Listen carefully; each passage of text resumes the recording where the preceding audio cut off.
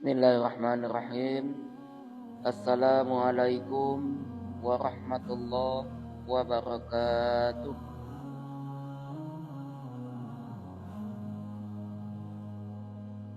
Alhamdulillah. Alhamdulillahilladzi ahyana ba'dama amatana wa ilaihi nusyur. Asyhadu an la ilaha illallah wahdahu la syarikalah wa asyhadu anna Muhammadan abduhu wa rasuluh sallallahu alaihi wasallam allazi la nabiyya ba'da amma ba'd. Yang sama-sama kita hormati bapak-bapak, ibu-ibu, jemaah subuh yang dirahmati Allah. Alhamdulillah, kembali kita bersyukur kepada Allah Subhanahu wa taala yang mana pada pagi hari ini berkat nikmat Allah kita telah dapat hadir ke musala yang sama-sama kita cintai dalam rangka melaksanakan ibadah salat subuh kepada Allah Subhanahu wa taala. Selawat dan salam saya sampaikan buat Nabi kita, yakni Nabi besar Muhammad sallallahu alaihi wasallam. Allahumma salli ala sayyidina Muhammad wa ala ali sayyidina Muhammad. Bapak-bapak, ibu-ibu, jemaah subuh yang dirahmati Allah, pada pagi hari ini kita akan membahas surat Al-Mudaththir ayat 42 sampai ayat 44. A'udzubillahi minasyaitonirrajim. Bismillahirrahmanirrahim. Ma salakakum fi saqar? Qalu lam naku minal musallin wa lam naku nut'imul miskin. Shadaqallahul azim. Dengan menyebut nama Allah yang maha pengasih lagi maha penyayang. Apa yang menyebabkan kamu masuk ke dalam neraka sakar? Mereka menjawab, dahulunya kami tidak termasuk golongan yang melaksanakan sholat, dan kami juga tidak memberi makan orang miskin.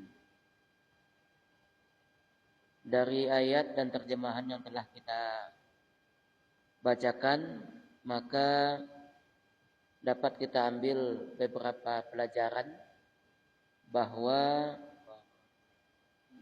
pada ayat yang ke-42, ma salakakum fi saqar? Apa yang menyebabkan kamu masuk ke dalam neraka sakar? Jadi ketika itu ditanya, apa yang menyebabkan kamu masuk ke dalam neraka sakar ini? Nah, ketika itu manusia menjawab dengan jujur, dengan tidak ada dusta sedikit pun. Tidak ada yang dia simpan-simpan. Dia sampaikan apa adanya. Apa jawaban mereka? Qalu. Mereka menjawab.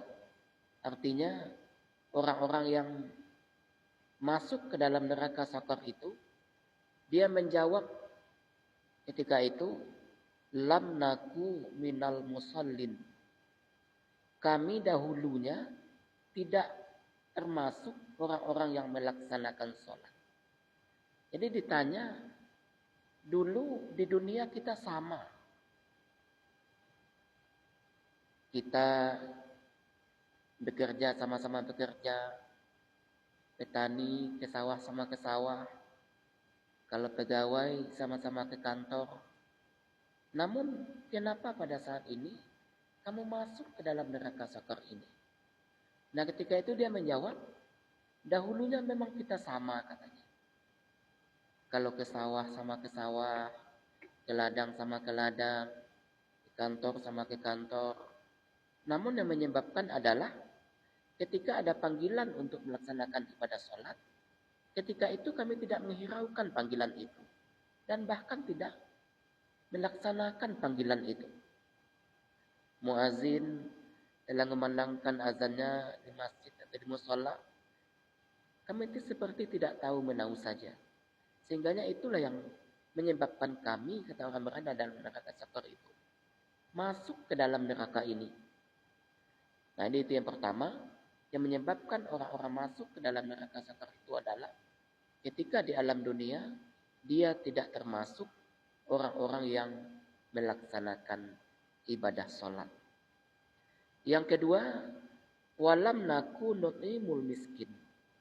Dan kami juga tidak memberi makan orang miskin. Nah, ini jawaban dia yang kedua. Nah, dahulu kami di dunia, yaitunya sudah cukup, sudah memiliki rezeki yang cukup diberikan oleh Allah. Namun ada orang-orang miskin di sekitar kami itu, di sekeliling rumah kami itu, dia tidak makan, tidak minum, itu tidak kami perhatikan. Bahkan kami abaikan saja. Mau makan atau tidak, dia itu terserah pada dia.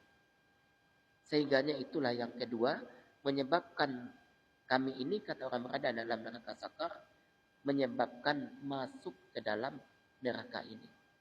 Di Bapak Ibu, sebagai kesimpulan kultum kita pada pagi hari ini, bahwa ada dua penyebab manusia nantinya masuk ke dalam neraka sakar. Yang pertama, tidak melaksanakan sholat atau tidak termasuk orang-orang yang melaksanakan sholat. Yang kedua, tidak mau memberi makan orang miskin. Jadi mudah-mudahan apa telah kita sampaikan pada pagi hari ini bisa sebagai bahan renungan bagi kita. Semoga kita berharap pada Allah, keluarga kita, anak-anak kita, semuanya termasuk orang-orang yang melaksanakan sholat. Seandainya ada di antara mereka yang tidak sholat, mari kita ingatkan, kita sampaikan kepada mereka bahwa sholat itu merupakan sesuatu ibadah yang wajib kita kerjakan, tidak boleh kita tinggalkan. Yang kedua, seandainya ada orang miskin di sekitar kita, maka marilah itu menjadi perhatian bagi kita. Kalau seandainya kita memiliki kecukupan, maka orang-orang miskin itu harus kita beri, kita bantu mereka, baik dari segi pekerjaan atau dari segi langsung materi yang kita berikan kepada mereka. Itu yang dapat kami sampaikan pada pagi hari ini. Wabillahi taufiq wal hidayah. Assalamualaikum warahmatullahi wabarakatuh.